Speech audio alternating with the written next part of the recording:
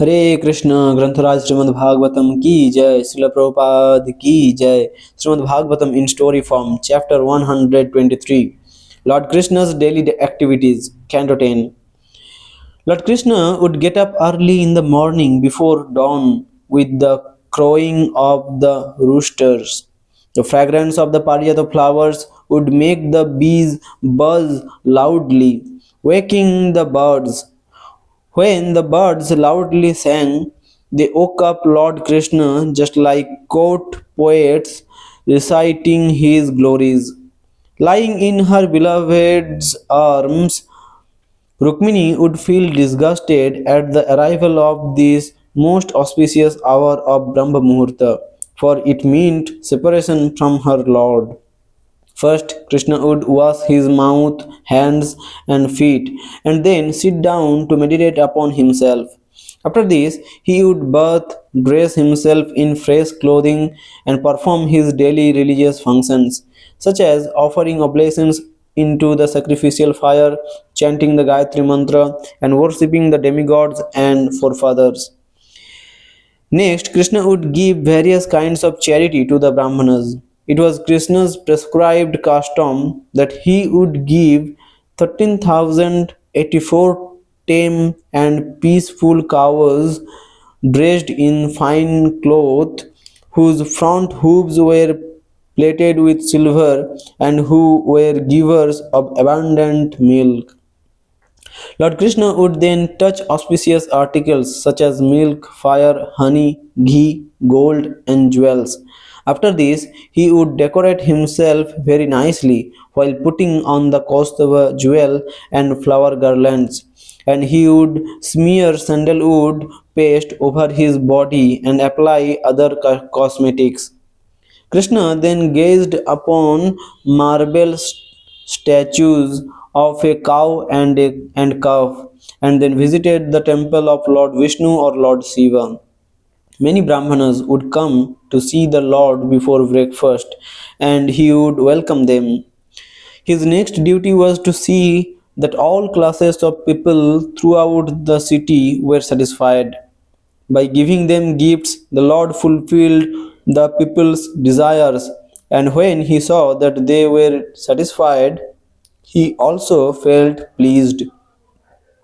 Whatever garlands, betel nuts, and sandalwood paste was offered to him, Lord Krishna would distribute to the Brahmanas and elderly family members, and then to his queens and ministers. If there were any left over, he would use them for himself. After Krishna would finish his morning duties, Daruka would come with his chariot and stand before him with folded hands. Lord Krishna would mount the chariot accompanied by Satyaki and Uddhava, and while departing, all the queens would look at him with loving glances. Krishna would respond by smiling, knowing that the women were tormented by even a short period of separation, and this would further attract their hearts.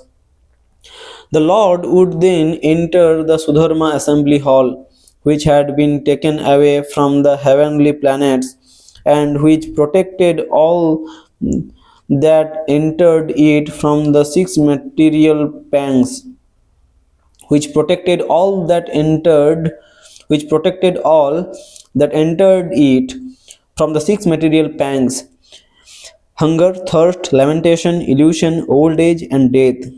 The Acharyas explain that as Krishna left each palace, each of his separate forms would be visible to the residents there.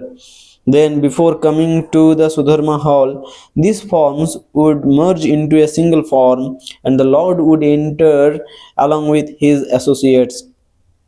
Lord Krishna would then sit upon the royal throne, displaying his transcendental effulgence. Surrounded by the illustrious Yadu heroes, Krishna appeared like the moon in the midst of many stars. Jesters and magicians would come and entertain the Lord and his associates, making them laugh, and thus the mood of the assembly would become refreshed.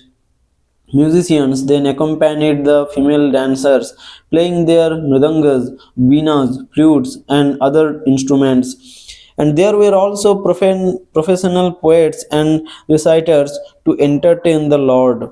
Sometimes Brahmanas would come to the assembly hall to chant the Vedic mantras and recount the histories of prominent kings.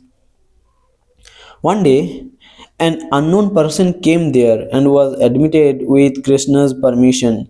That person bowed down to Lord Krishna, offering obeisances. He explained that he was representing 20,000 kings that had refused to submit to Jarasandha, so that as a result he had forcibly imprisoned them. Through their messenger, the kings said, O Krishna, destroyer of fear for those who are surrendered to you, how is it possible that a miscreant like Jarasandha could put us into such a deplorable condition of life against your authority? We are puzzled and cannot understand how this is possible. We can only conclude that Jarasandha may be instrumental in awarding us the results of our past sinful activities. We have heard from Shastra that anyone who surrenders to you immediately becomes immune to all sinful reactions. Therefore, we wholeheartedly take shelter of you and hope that you will come and release us from the clutches of the king of Magadha, who has the prowess of 10,000 elephants. 17 times you fought with Jarasandha and defeated him, whereas the 18th time you exhibited your human behavior and allowed him to appear victorious. O Lord, we know that Jarasandha could never actually defeat you, but the foolish king could not understand your tricks and so has become very proud. The messenger then said, these are the words of the kings imprisoned by Jarasandha. They are all hankering for your audience, having surrendered at your lotus feet. Now, please do what you think is proper. At that moment, Narada Muni arrived there, appearing very brilliant like the sun. Lord Krishna immediately stood up along with his ministers and offered obeisances by bowing his head.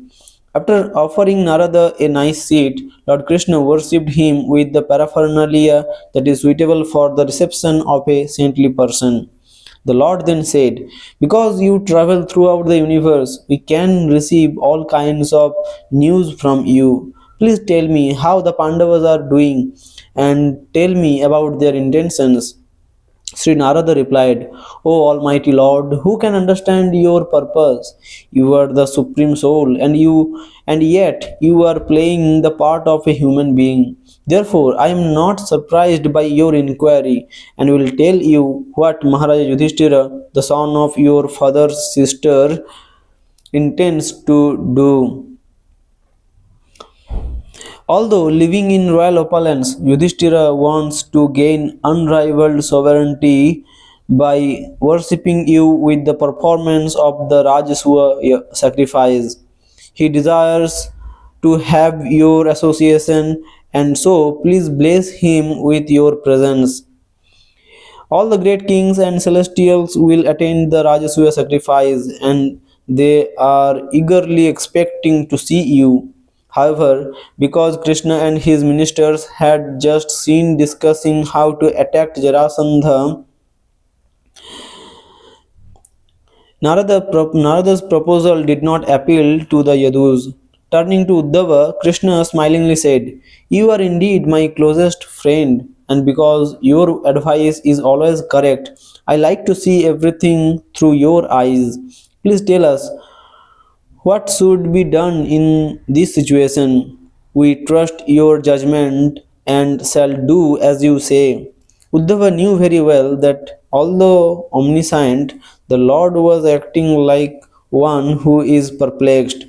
Therefore, to render the service desired, he replied to the Lord as desired by him. Hare Krishna.